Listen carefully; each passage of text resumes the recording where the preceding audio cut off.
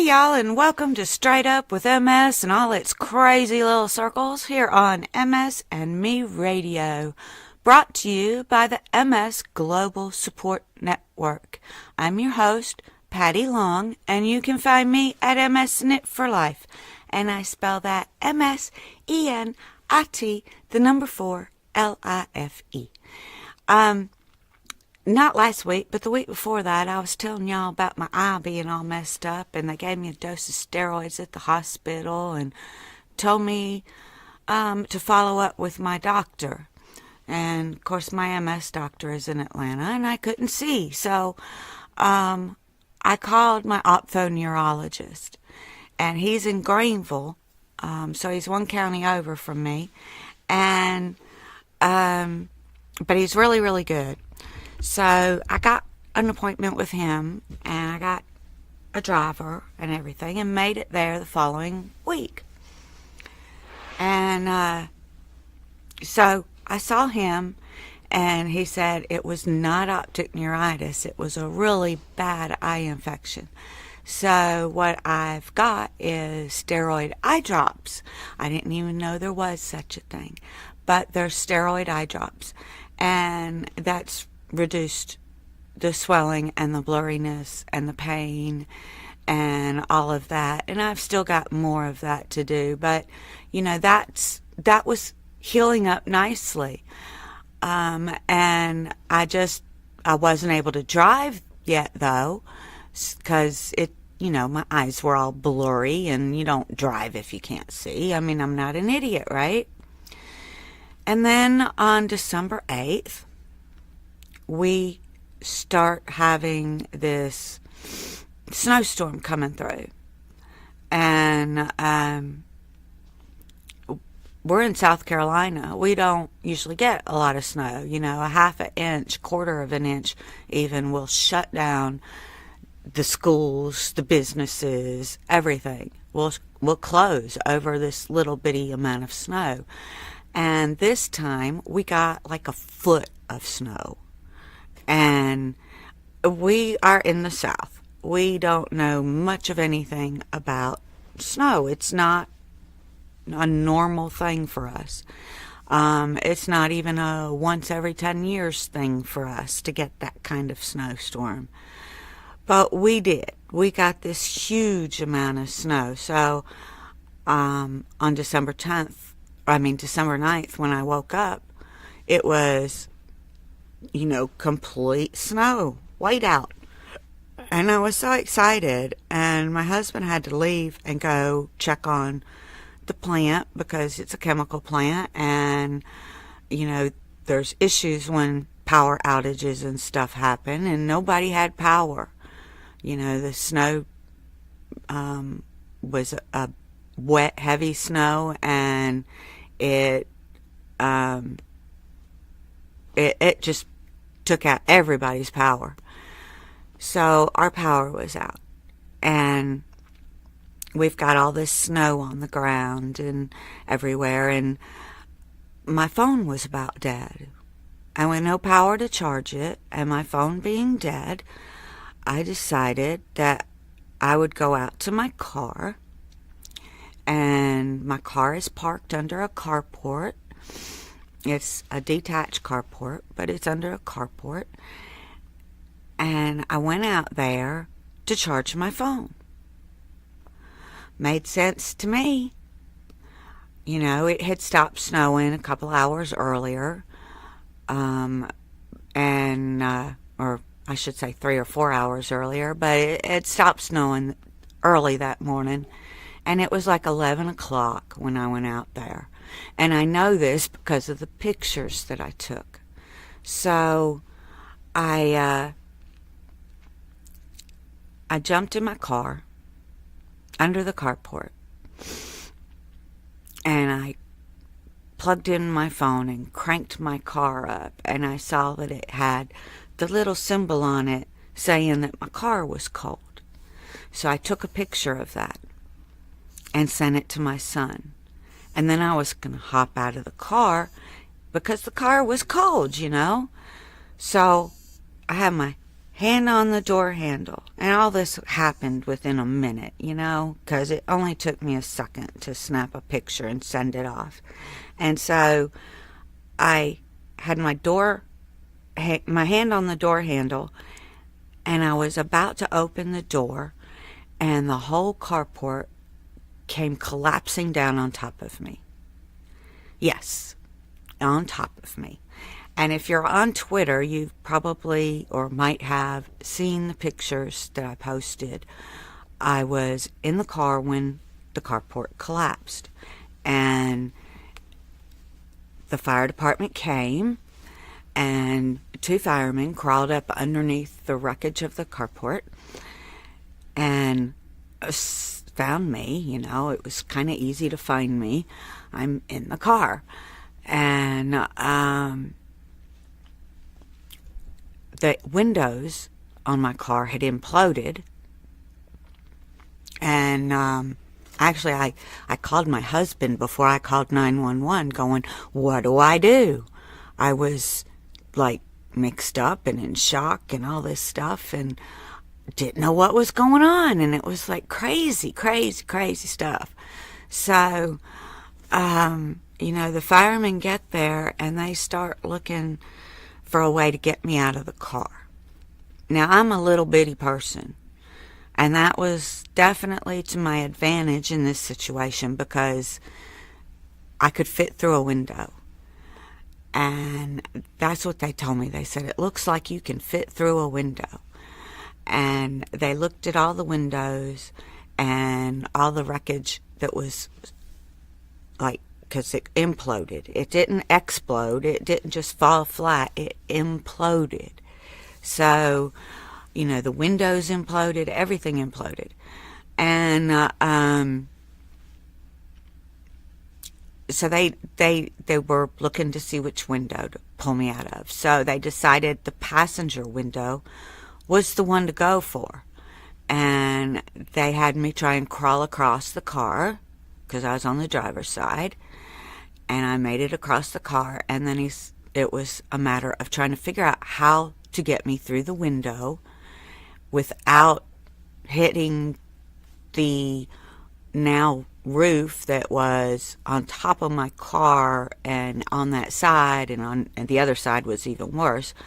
But so now they're trying to figure out how in the world to get me out and pull me through that window.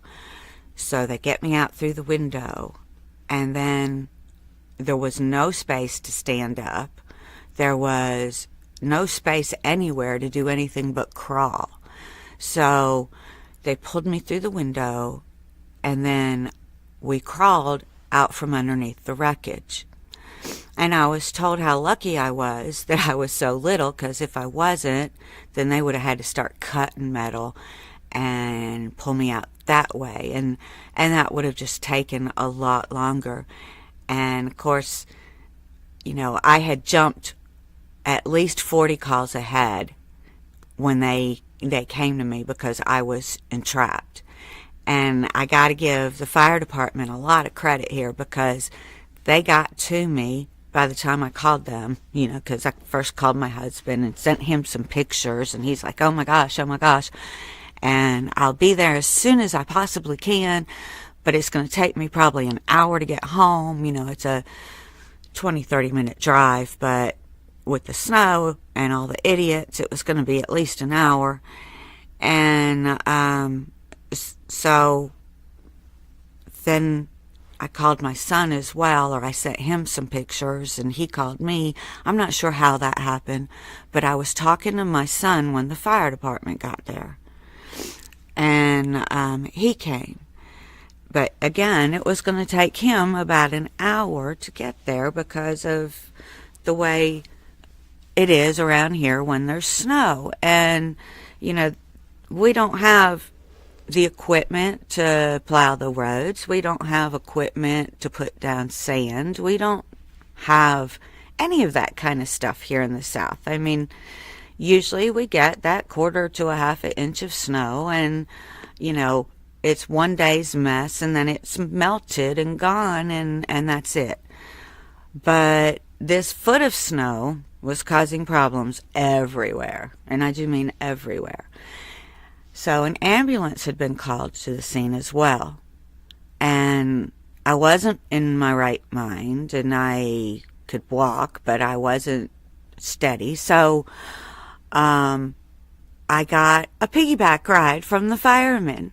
Yay! You know, there's always a bright side. So I had this collapsed carport on top of me, and I got a piggyback ride from a sexy fireman from it. You know, I mean, that's the way to think of it. I got the piggyback ride from a fireman. Yay. And there's always a bright side. You just got to look for the bright side, and sometimes you got to look really hard to find it.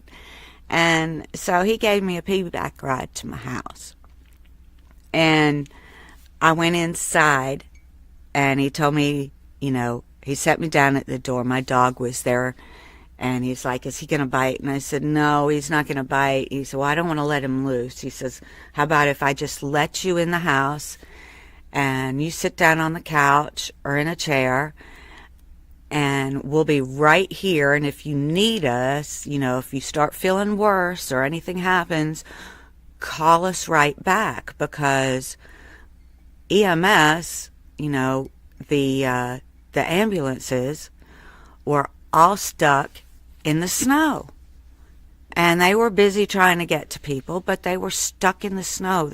They weren't prepared either, because why? We live in the South. We don't really have these things happen. So, you know, they told me it was going to be at least an hour before the ambulance could even get there.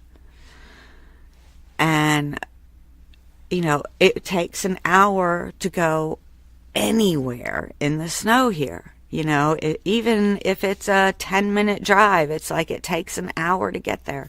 So, the firemen left me sitting in the floor, and I was told to call 911 back if anything changed, because they were going to be right there across the road pulling people out of ditches, which was mostly what they were doing that day, was pulling people out of ditches. And, you know,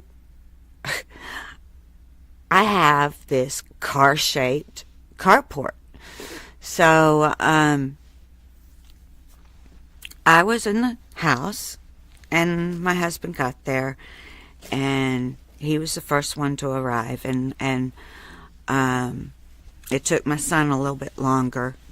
He had to come a little bit further than where my husband was, so it took him a little longer. But my husband got there first, and he spoke with the fire department, who was still across the road pulling people out of ditches. And he told me, he said, well, you seem to be fine. And I'm all mixed up, and I'm like in shock and all of this kind of stuff over what happened. And he said, well, we don't really need you don't really need an ambulance, so how about if we cancel that, because, you know, there's all these emergencies going on, and with the power outages, I didn't want them coming and getting me when they needed to be going and getting somebody else so that they didn't die, you know. I didn't feel like I was going to die, so I felt like I should cancel the ambulance. And so we did. And that was probably close to an hour after the incident happened, and when we called to cancel. So we canceled it. And then my son got there, and my husband had to go back to work, and my son was with me, because I didn't need to be left alone, and I knew that. And I'm sure that the fire department, that the firemen told them not to leave me alone, and to keep an eye on me. So, anyways, my son got there, and him and his girlfriend, and we sat there and goofed off and played in the snow a little bit. Well, they did. I kind of sat on a box, which was so funny because my son's like, Mama, don't sit on that. Don't sit on that. That's a little thin box. It'll collapse. There's nothing in it, or there's very little in it, and it's not going to hold you. And I sat on it just because I had to show him that I could sit on it, because it's all about the physics of where you place your butt. And I sat down and it held me, and I was like, huh? I told you I could sit on a box, you know. I've been sitting on boxes for over 30 years. So, you know, sitting on a box outside watching them play in the snow, and my son wrote poop out in the yard, and I guess that kind of was our day. It was a poopy, sort of snowy day because the carport collapsed on me. But later on, after we went inside, it started when we were outside. When we were outside, I told Isa that I felt like I couldn't breathe, you know, and I didn't feel right. And she's like, well, maybe you should go inside. And I said, yeah, I should go inside. And I went inside and I sat down on the couch, and I fell over the arm of the couch and was choking. You know, that awful, god-awful sound that your body makes when you're actually choking. So, falling over the arm of the couch, though, it was kind of like it gave me a Heimlich maneuver, and I started puking up mostly slobber, along with a little bit from my stomach. And so that was over with, and everybody was like, well, you're okay. It was probably just because you came inside. And I'm going, no, it started outside. It started outside. That's why I came inside, because I started feeling like I couldn't breathe anymore. And, but I started puking. And then I was nauseated, and I didn't want to eat. And, I was very mixed up and confused. And by the next morning, when I woke up, the headache that I had taken some medication for was back, and it was bad. I woke up to like a level 7 of pain. And, you know, when you've got MS, you learn the pain chart. You understand what it means. So when you say it's a 7, it's a 7. It's not an exaggeration. And my youngest son was there, and my oldest one had been there the day before. But my youngest son was there that morning because I wasn't being left home alone, but my husband had to go to work. And my son's car also had slid off into a ditch the night before, or 2 nights before, during the beginning of the snowstorm, on his way home from work. Because work said, oh, it's not so bad. Stay. We're not letting you go. We're not letting you go. And just stay. It's not so bad. And then by the time they let the kids go home, it was really bad out there. So my son had slid off in a ditch. So my husband brought him to our house to spend the night, and then we'd worry about his car when the snow wasn't so bad. You know, he pulled him out of the ditch and got the car home, but it was going to need to be repaired. So that morning, I get up and my head is killing me. I mean, it is killing me. And I'm stuttering, which stuttering is something that happens to me with my MS. I don't have slurred speech. I have stutter speech. And the stuttering can get really, really bad to where I about can't get anything out. So we called an ambulance after talking to Kevin at, where's that sign? Big Virginia, I think, or something like that, big VA. But I messaged Kevin because I didn't know what to do, and Kevin called me, and he said, you need to go to the hospital. He said I would go to the hospital or something of that effect. And I told him he needed to tell me what to do because I couldn't make a decision. I didn't know what to do because my brain was not functioning. So he had to tell me specifically, call 911. So I get off the phone with him. I call 911.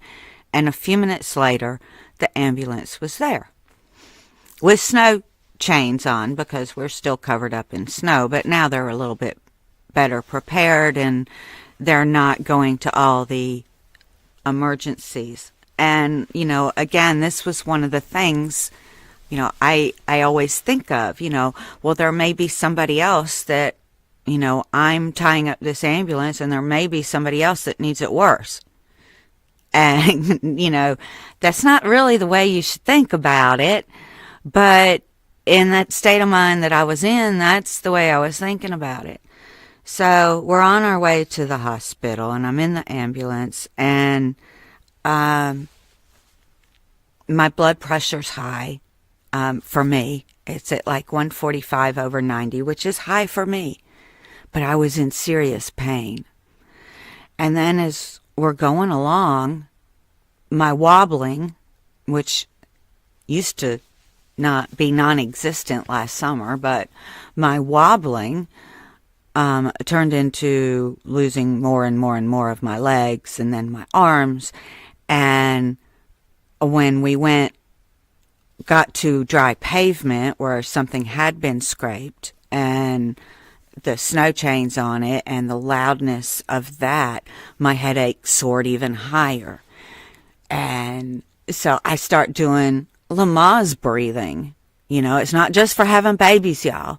That kind of breathing helps with any pain. It helps your body because you're breathing in this oxygen through your nose, and breathing in through your nose and out through your mouth is actually the way to get more oxygen, because if you're breathing in through your mouth, you don't have that filter system that you have inside your nose to get everything else out. So then we get to the hospital, and my legs are completely gone. And the paramedics were going to put me in chairs to wait my turn. And I'm like, well, if you put me in a chair, there's a good possibility I'm going to fall out and my legs are not going to hold me.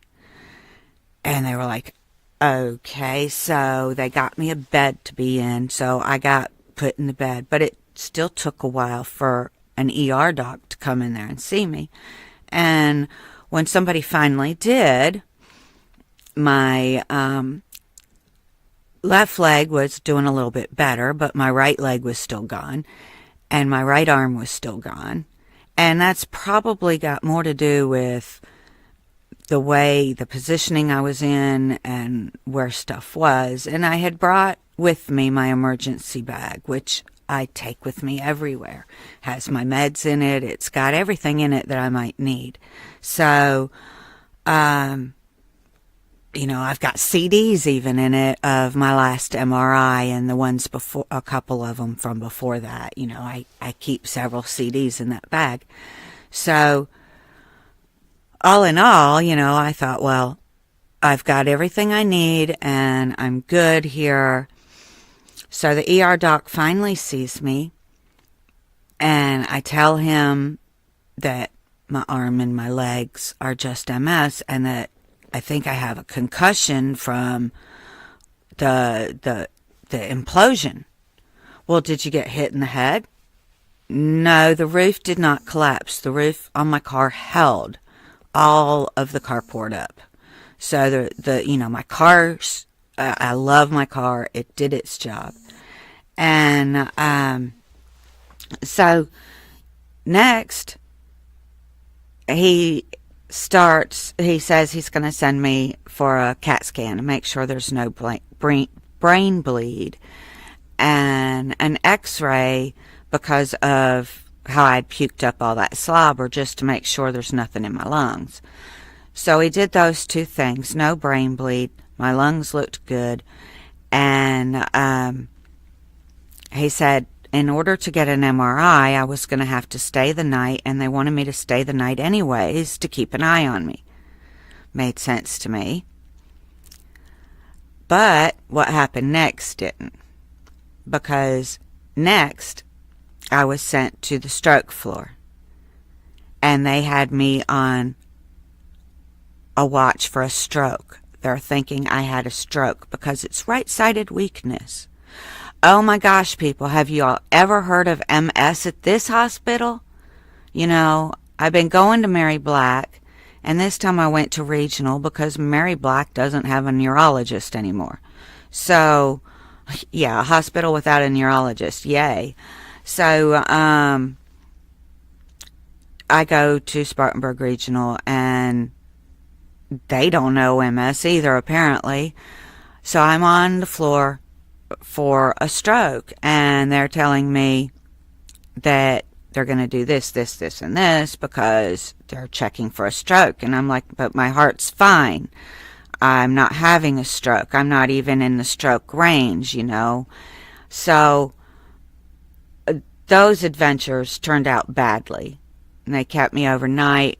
They did the MRI. The MRI did not show anything as far as damage. As a matter of fact, when I looked up the paperwork from the person who read it, he said, MS might be possible. So y'all, my latest cure-all for MS is to be in a collapsed building and have everything collapse on you, have all that implosion pressure, and that will cure your MS. But my time is up, so I guess my story has to be a two-parter, and I will finish it next week. But I am out of the hospital. I was out of the hospital the next day. I left before having everything they wanted done because I wasn't having a stroke. And no, I don't need an MRI of my back because my MS is not active. This is not a relapse, y'all. So the rest of my adventures, though, I will leave until next week. And until then, have the most happiest of New Year's. Don't drink too much, because drinking slows your central nervous system down, and ours is already slow. But smile. Have fun. Smile. Smile big. Laugh a lot. And most importantly, love yourself, your whole self, including your wacky MS stuff. Thanks, guys. Bye.